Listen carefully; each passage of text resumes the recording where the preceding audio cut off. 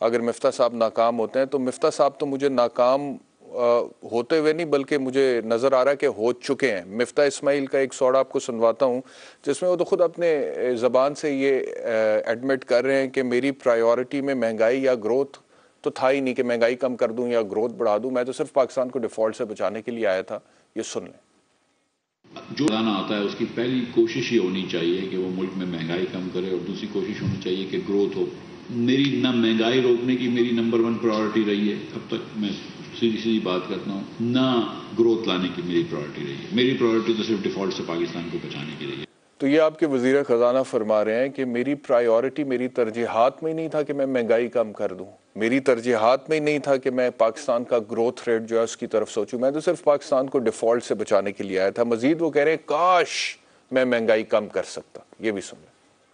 یہ بات درست ہے میرے بھائی کہ بہت مہنگائی ہے, کہ اس میں کوئی دو رائے نہیں ہے. میں بالکل ڈینائی نہیں کر رہا ہوں کہ بہت مہنگائی ہے, سینسٹیو پرائس انڈیکس بہت بڑھ گیا ہے, کھانے پینے کی چیزیں بہت بڑھ گئی ہیں. میری اپنی بہنیں مجھے بتاتی ہیں کہ چیزیں مہنگائی بہت بڑھ گئی ہے, اس میں کوئی دو رائے نہیں ہے. ٹھیک ہے, اور میں seriously as a minister of finance میں شرمندہ ہوں کہ میں اور کچھ نہیں کر سکتا ہوں. کاش میں کر سکتا, لیکن میرے ہاتھ بدھے ہوئے ہیں بھائی. عطر کاظمی صاحب, مجھے تو لٹرلی اس بندے کی سمجھ نہیں آتی کہ یہ کیا کر رہے ہیں, کیسے کر رہے ہیں. وزارت خزانہ کے عہدے پر براجمان ہیں اور وہاں پر بیٹھ کر جس بے حسی کے ساتھ وہ بول دیتے ہیں کہ مہنگائی کم کرنا یا گروتھ بڑھانا تو میری ترجیحات میں نہیں تھا, میں پاکستان کو ڈیفالٹ سے بچانے پر لگا ہوا تھا. اور اس کے بعد وہ کہتے ہیں کہ کاش میں مہنگائی, یعنی کہ ہی ہیز دی کیپیسٹی. ان کی تو کیپیسٹی نہیں ہے, وہ تو ایڈمٹ کریں before the national television, before the entire media of this country کہ میں کاش کر سکتا, میں کر ہی نہیں سکتا. یہ وہ کہہ رہے ہیں, یہ وہ مان رہے ہیں.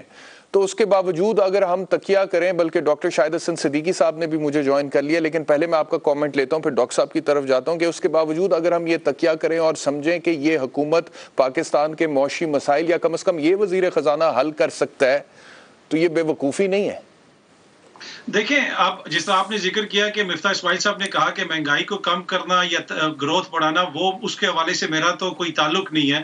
تو شکر کریں انہوں نے یہ نہیں کہہ دیا میں تو پاکستان کا وزیر خزانہ ہی نہیں ہوں, میں تو یوگوسلاویہ کے لیے کام کر رہا ہوں. مسئلہ یہ ہے کہ بیرسٹر صاحب پاکستان کی اکانومی نیچے جا رہی ہے, آپ کو تو بہت زیادہ فکر ہے, مجھے فکر ہو سکتی ہے, کسی عام پاکستانی کو فکر ہو سکتی ہے, لیکن میں ان کی جو اکنامکس ہے میں اس کو جج پاکستان کی اکانومی سے نہیں کرتا. آپ مجھے یہ بتائیں, اکاؤنٹس اٹھا کے دیکھ لیں, ایف بی آر کی رپورٹ اٹھا کے دیکھ لیں, کیا مفتاح اسماعیل صاحب کے جو اپنے کاروبار ہیں گزشتہ 2-3 سال کے دوران وہ منافع میں رہے یا نقصان میں رہے. اسی طرح باقی جتنے بھی سیاستدان ہیں ان کی آپ اپنی انڈسٹریز جو ہیں یا یونٹس ہیں یا فیکٹریز ہیں یا جو بھی ان کا کاروبار ہے, کیا ان میں سے کسی کا نقصان ہوا کہ سب فائدے میں رہے؟ تو پاکستان کی اکانومی کی فکر تو تب ہم کریں نا کہ جب ان کی اکانومی بھی ساتھ اس کے نیچے جا رہی ہو.